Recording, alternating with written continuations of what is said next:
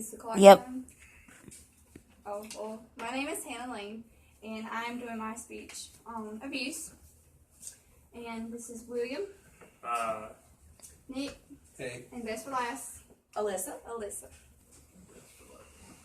Every year there's a new epidemic, a new uproar, a new obsession.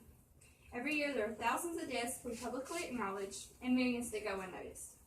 To every place you know, there's 100 you don't and won't ever know about.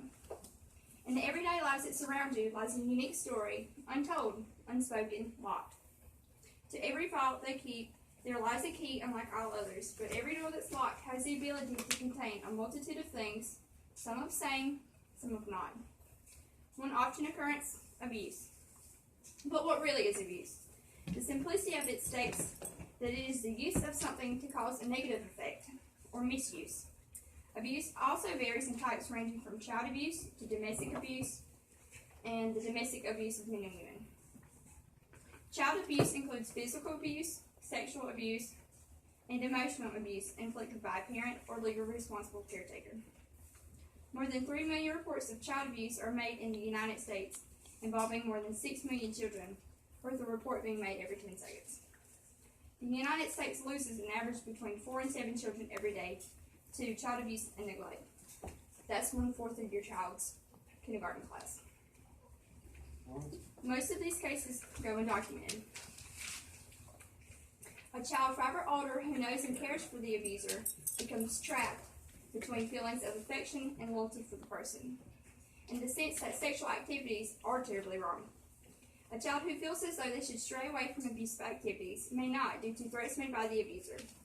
Other factors may include fear, anger, intense shaming, or the disruption of family. It is estimated that children who experience child abuse and neglect are 9 times more likely to be involved in criminal activity, and some of these children will grow up to be abusers themselves.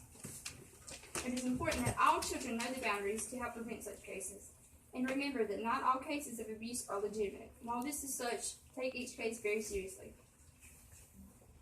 Abuse occurring in women is just as frequent. The abuse is often referred to as partner or domestic abuse and can include verbal abuse and emotional abuse.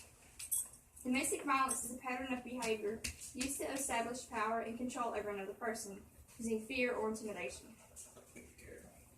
And it often includes threats of violence. Domestic violence is subject to anyone and has no boundaries in relation to physical attributes. A shocking 1 in 4 women will experience domestic violence during their lifetime. That's more than 60% of these cases happening inside of the home. Domestic violence is known to be a 3rd leading cause of homelessness among families, according to the Department of Housing and Urban Development.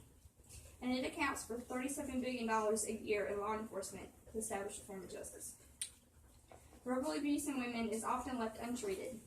Many doctors find it hard to treat or diagnose. The fact that signs of verbal abuse are hard to recognize may account for the low number of official cases. However, verbal abuse is any language or behavior that seeks to coerce its victim to doubt their perceptions on the abilities and subjugate themselves to the abuser. Women in these cases usually don't even realize that they're being abused. Verbal and emotional abuse is just as harmful as all other forms of abuse.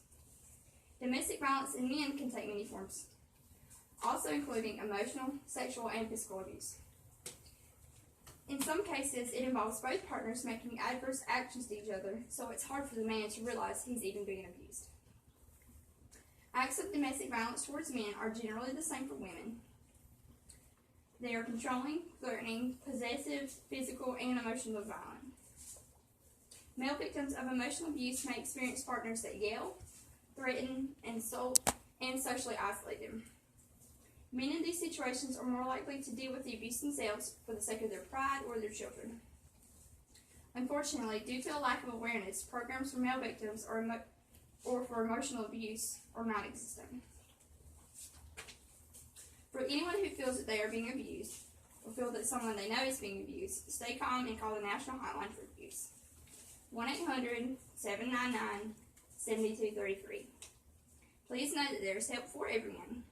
Thank you for your time.